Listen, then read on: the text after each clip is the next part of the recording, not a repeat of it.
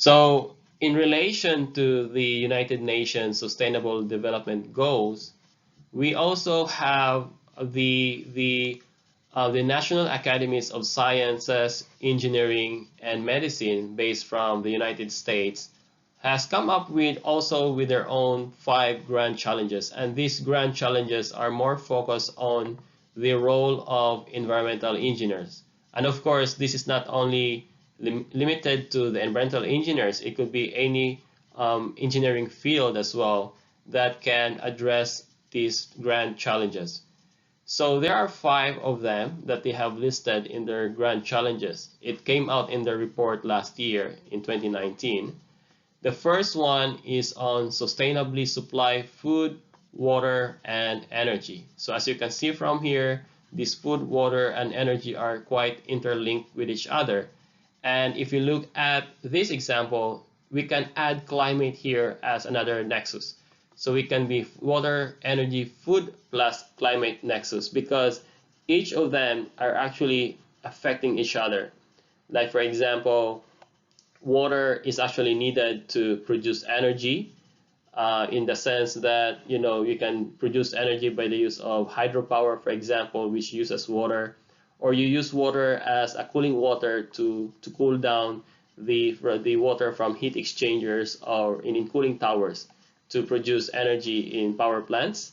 Also, energy is needed to produce water, because we need some technology like reverse osmosis. You input a lot of electrical energy for pumping in order to produce potable water. That is just one form of doing that. Fertilizers have their own chemical energy, which are used for agriculture, and for which it will grow plants and food. So this is also connected with each other, the food and energy. And of course, we know how much water we use for agriculture. In fact, agriculture is the biggest consumer of water. Around 7% is being consumed for agriculture. Now, all of these are quite related to climate, of course. The changes in our temperature, the global temperature, impacts the resources we have, especially on water, the resources we have on energy, and because energy is impacting directly the climate change because of the emissions, the CO2 emissions coming from the production of energy. The food as well is affected by the climate change, the changes in temperature, the drought, for example, or too much rain will affect how much food will be produced. So all of these are quite interconnected with each other, and the grand challenge is how to sustainably, to be sustainable, to have an indefinite supply of food, water, and energy in the future. And the second one is on curb the climate change and adapt to its impacts. Of course, this is quite related to what I have mentioned already. Design a future without pollution and waste. And this is an important aspect as well, because right now we have a lot of problems with pollution, not only in water pollution, but air pollution. So air pollution, the recent bushfire in Australia has also resulted to a lot of pollution problems.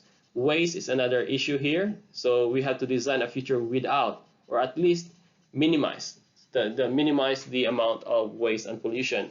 And one of the biggest issues right now is in the form of plastics, or microplastics even, or nanoplastics, which are quite problematic in wastewater treatment plants, or even in the natural environment, like in seawater or in land. Even our houses has a lot of these microplastics waste. The fourth one is create efficient, healthy, and resilient cities. So this is about talking about more of having a smart city design. Smart city where maybe sensors will be put around the city in order to make sure that we maintain a healthy city by knowing the temperature, by knowing the humidity, or some automated parts of for example, during flooding, for example, there are some automated technology that will address flooding, or even the water flow in pipes, how much is being flowed there. There is what we call as AI technology there, for example. So this is also another challenges that needed to be addressed. And the last one that they have mentioned in the report is foster informed decisions and actions. And this is where also we are going to discuss more in our class, because this is related to informing not only those decision makers, but also the stakeholders. All right. So this is about connecting with the stakeholders in order to achieve the best result for a specific approach or a project. And we're going to discuss this more. So basically, out of the 5 grand challenges, our focus of this class would be on the sustainably supply of water. And another one is foster informed decisions and actions by good stakeholder engagement. So as part of the Sustainable Development Goals and also the grand challenges in the previous slide, the climate change is also one of the main focal points of need to be addressed in the future, because there is a really severe climate change problem right now.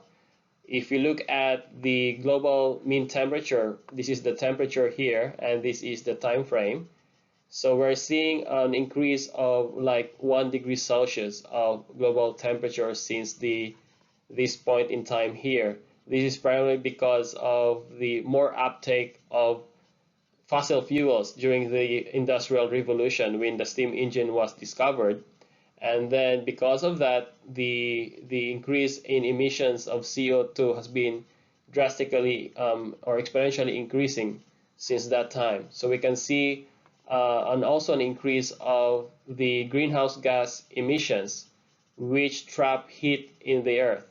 So because of these enhanced greenhouse gas emissions, we're seeing climate change right now, or global warming.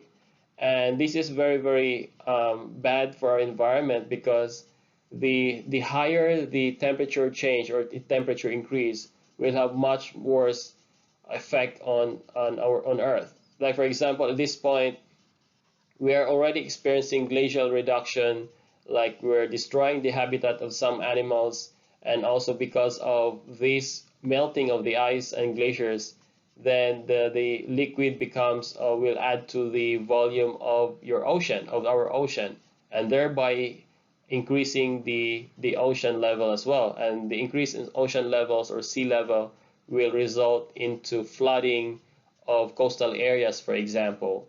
And this will be a very bad situation. In another side as well, because of the increase in temperature, global temperature, we're experiencing a lot of drought, a lot of dry lands, a lot of places without water, because at higher temperature, they are increasing the evaporation of water as well, and then you are drying most of the surfaces.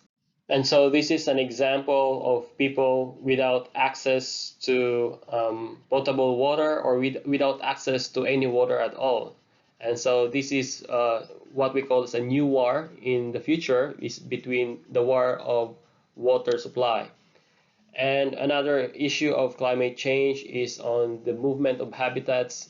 The animals are moving out in their natural home, and so they are also changing the way they live in their own habitat.